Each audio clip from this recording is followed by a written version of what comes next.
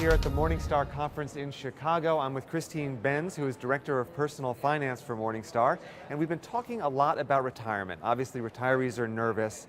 I wonder if you could go through the three biggest mistakes that you think retirees make with their money. Probably the biggest one that I see, Jack, is that they don't spend enough time before retirement figuring out how much they'll need to retire and whether their savings is on track as the years go by. So unfortunately, a lot of folks come into their 60s, mid-60s, getting to that year when people typically retire and find out they haven't saved enough. So by that point, really the only lever they have left is to continue working in some fashion. So to avoid having that happen, I think what you do is kind of stress test your portfolio and your savings rate along the way. And certainly there are lots of tools out there on the web to help you plug in your asset mix and your time horizon and so forth to let you see whether that savings rate and portfolio value puts you on track to hit your financial goals. And then a related issue is once someone is getting ready to retire, it's important to look at how much you can take out of that portfolio on an ongoing basis. So making sure that you've really got your arms around those numbers, that your so-called withdrawal rate or distribution rate or whatever you want to call it is not too high, given that you might be retired 25 or 30 years or even more. And so say that's a 4% rate, which is often thrown around. Yes. Is there any danger with focusing too much on that hard number? Well, I think that the big danger is that for a lot of folks, their lifestyles vary. So they have maybe one spouse retiring earlier than the other one, or you have emergency expenses. It can be really unrealistic to stick with a fixed withdrawal amount. So I think that that's one big risk.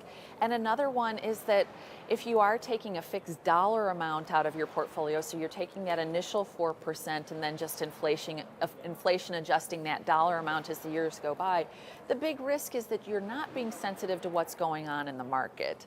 So if you are taking a fixed dollar amount, what could happen in a 2008 type environment is you're taking your same amount, your standard of living is staying the same, which is good from a quality of life standpoint. But unfortunately, there's not as much of your portfolio there to rebound when stocks recover. So, I think some common sense is in order in terms of withdrawal rates. Definitely makes sense to think about pulling in your belt a little bit during those very rough markets, especially. That will definitely improve the sustainability of any portfolio, no matter what rate you're using. And whatever that rate is, should people look for investments that can match that rate? Stocks that yield 4%, bonds that yield 4%, or so forth? It doesn't have to be. I think that income-producing stocks and bonds should be part of retiree portfolios, but ultimately I think you want to focus on the total return of that aggregate portfolio, make sure that you're well diversified across asset classes. A lot of retirees do get very hung up on that issue. In fact, I would say this is a pitfall unto itself. They want to see that rate of payout from their investments, but really you can get the proceeds for living expenses from any number of places. It can be from rebalancing, from selling some of your winners. Or just from growth, presumably. From growth, Yep. From tax loss selling. Maybe you've got losers that you want to harvest, and you could maybe use that money to pay your living expenses as well. So I think the idea is to be opportunistic rather than so focused on current income. Okay, so you need to make sure you're saving enough.